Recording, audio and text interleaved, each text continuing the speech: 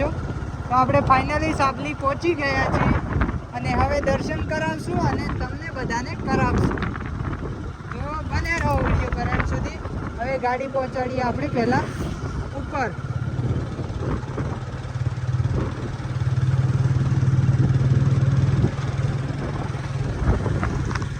આપણે ફાઇનલી પહોંચી ગયા છીએ મહાકાળી શક્તિધામ।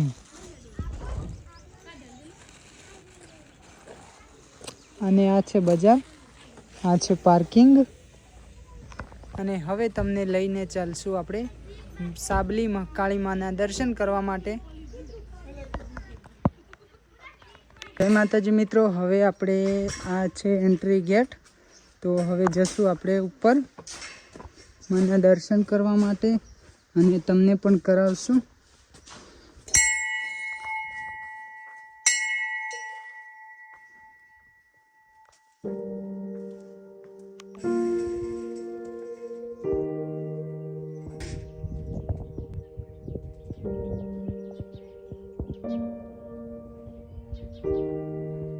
આ છે મંદિરનો બીજો ગેટ।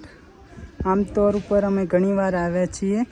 અહીંયાની ઘણી બધી રીલ્સો પણ બનાવી છે અને ઘણી રીલ્સો તો અમારા 10-10 મિલિયન છે, એટલે કે 1 કરોડ પબ્લિકે જોયેલા હે। અને હવે આપણે અંદર એન્ટ્રી થઈ ગઈ છે। જો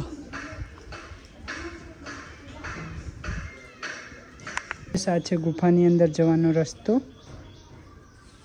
દર્શન કરવા માટે હવે જઈશું। જો તો ચાલો।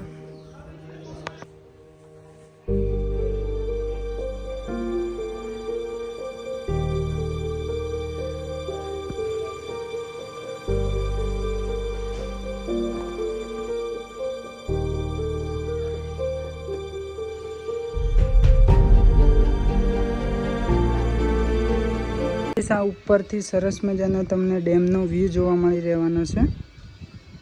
જો નીચેની સાઈડે ડેમ છે।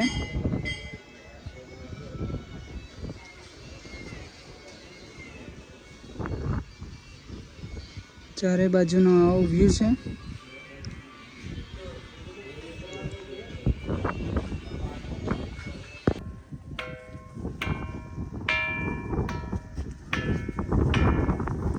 આ છે પથ્થરના રણકારનો અવાજ।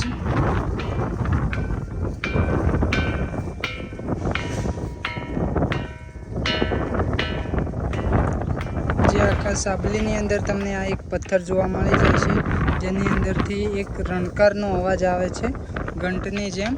જો આ નોર્મલ પથ્થર છે અને આ છે રણકારવાળો પથ્થર।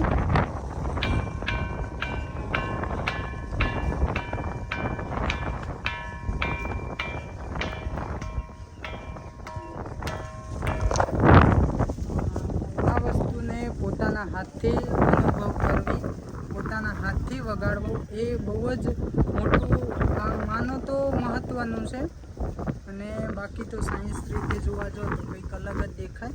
બાકી જેની શ્રદ્ધા છે, જેની ભક્તિ છે, એને બધી અલગ જ વસ્તુ છે। અહીંયા સરસ મજાના બધા નાના ઘર બનાવેલા છે અને આપણે પણ આપણા સપનોનું ઘર બનાવી દીધું છે। અને ઘણી માનતાઓ એવી હોય છે કે બધા માને છે કે આ રીતે કોઈ પણ ધાર્મિક સ્થળ ઉપર જઈને પોતાનું નાના પથરા ઉપર પથરા મૂકીને ઘર બનાવીએ તો હકીકતમાં માનતા પૂરી થતી હોય છે। તો તમારું શું માનવું છે કોમેન્ટ ચોક્કસથી કરી દેજો। પણ આપણે પણ આપણા સપનોનું ઘર બનાવી દીધું છે। તો કોણ ધાર્મિક સ્થળ ઉપર જઈને આ ટાઈપ પોતાની ઈચ્છા રજૂઆત કરે છે પ્રભુ જોડે, ચોક્કસથી કહી દેજો। બાકી તો ઇન્સ્ટાગ્રામ ઉપર સરસ મજાની આ રીલ્સ આવવાની છે, જોઈ લેજો। ઇન્સ્ટાગ્રામનું નામ છે M વિષ્ણુવાર અને નિરમા ઠાકોર, નિરમા દેશી। ઓકે, ચાલો તો હવે આપણે જઈએ।